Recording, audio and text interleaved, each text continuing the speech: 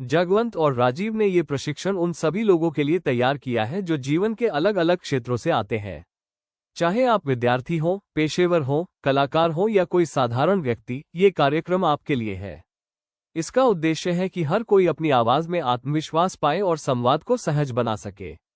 नमस्कार, आज हम एक ऐसे विषय पर चर्चा करेंगे जो हम में से अधिकांश लोगों को प्रभावित करता है, सार्वजनिक बोलने का डर। चाहे आप अजनबियों से बात कर रहे हो, किसी महत्वपूर्ण मीटिंग में हो या कॉन्फ्रेंस कॉल पर हो, ये चिंता वास्तविक है और बहुत सामान्य है। इस प्रस्तुति में हम समझेंगे कि यह डर कहाँ से आता है, ये हमें कैसे प्रभावित करता है और सबसे महत्वपूर्ण बात, हम इस पर कैसे विजय प्राप्त कर सकते हैं। ये केवल सिद्धांत के बारे में नहीं है, यह व्यवहारिक रणनीतियों के बारे में है जिन्हें आप आज से ही लागू कर सकते हैं। तो चलिए शुरू करते हैं और जानते हैं कि कैसे आप अपनी चिंता को आत्मविश्वास में बदल सकते हैं। क्या आपने कभी यह अनुभव किया है? आपने घंटों तैयारी की है, आप अपनी सामग्री को पूरी तरह से जानते हैं, लेकिन जैसे ही वो महत्वपूर्ण क्षण आता है, एक कॉन्फ्रेंस कॉल शुरू होती है, एक मीटिंग शुरू होती है, अचानक आपका दिमाग पूरी तरह खाली हो जाता है।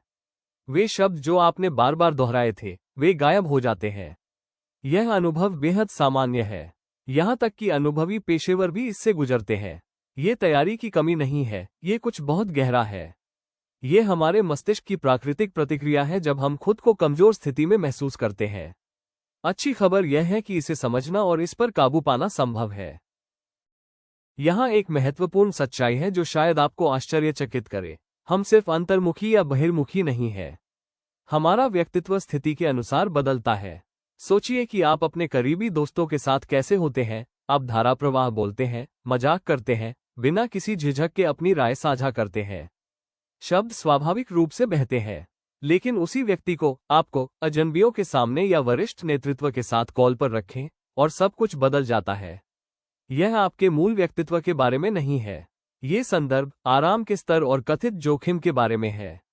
ये समझना कि आपका डर स्थितिजन्य है, न कि स्थायी, ये पहला कदम है इसे बदलने की दिशा में। तो वास्तव में बोलने का डर क्या पैदा करता है?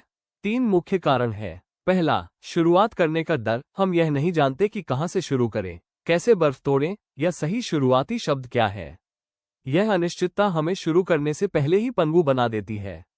दूसरा, नीरस होने का डर। हमें चिंता होती है कि हमारी बातें दूसरों को आकर्षित नहीं करेंगी, कि वे ध्यान नहीं देंगे या हमें उबाऊ समझेंगे। और तीसरा, सबसे बड़ा, न्याय का डर।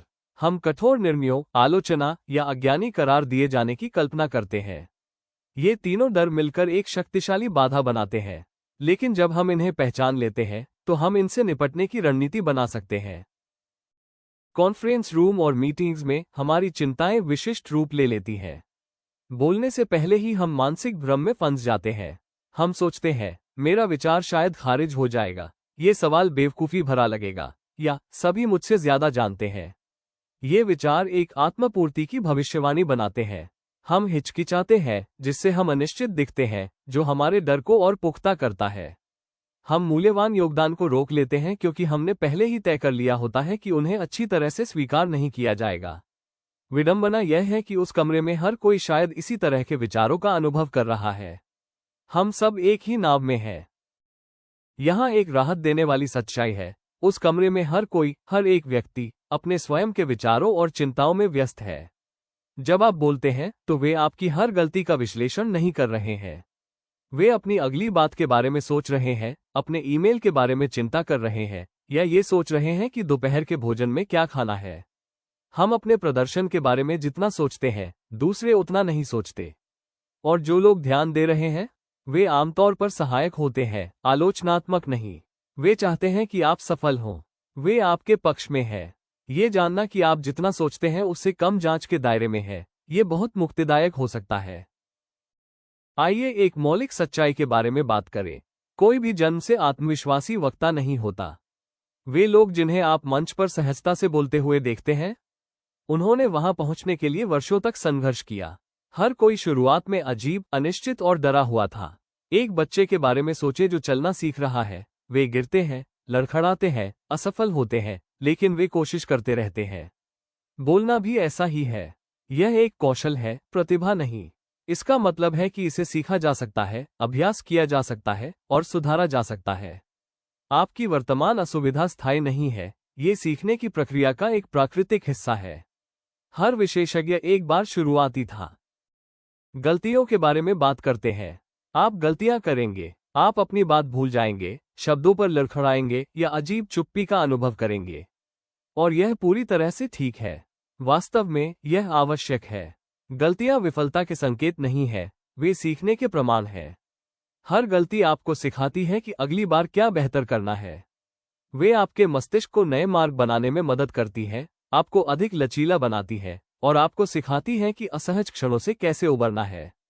सबसे अच्छे वक्ता वे नहीं हैं जो कभी गलती नहीं करते, वे हैं जिन्होंने गलतियों से सीखा है और आगे बढ़ना सीखा है। गलतियों को स्वीकार करें, वे आपके विकास के उपकरण हैं।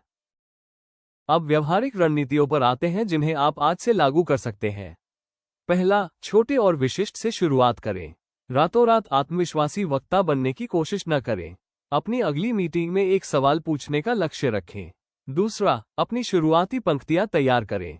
मेरे पास इस पर एक विचार है, या क्या मैं यहाँ कुछ जोड़ सकता हूँ, जैसे सरल वाक्यांश रखें। तीसरा, जल्दी बोलें। मीटिंग में पहले 5 मिनट में योगदान करने की कोशिश करें, जितना आप इंतजार करेंगे उतना कठिन हो जाएगा। चौथा, अपने शरीर का उपयोग करें। गहरी सांस लें, सीधे बैठें और आंख से संपर्क बनाएं। ये शारीरिक क्रियाएं आपके मस्तिष्क को संकेत देती हैं कि आप नियंत्रण में हैं। ये छोटे कदम बड़े बदलाव की ओर ले जाते हैं। सार्वजनिक बोलने के डर पर काबू पाना किसी एक सफलता के क्षण के बारे में नहीं है। ये दृढ़ता के बारे में है, बार बार सामने आना, तब भी जब यह असहज हो। हर बार जब आप डर के बावजूद बोलते हैं, तो आप इन स्थितियों के प्रति अपने मस्तिष्क की प्रतिक्रिया को फिर से प्रशिक्षित कर रहे होते हैं। आप अपने मस्तिष्क को सिखा रहे हैं कि बोलना खतरनाक नहीं है।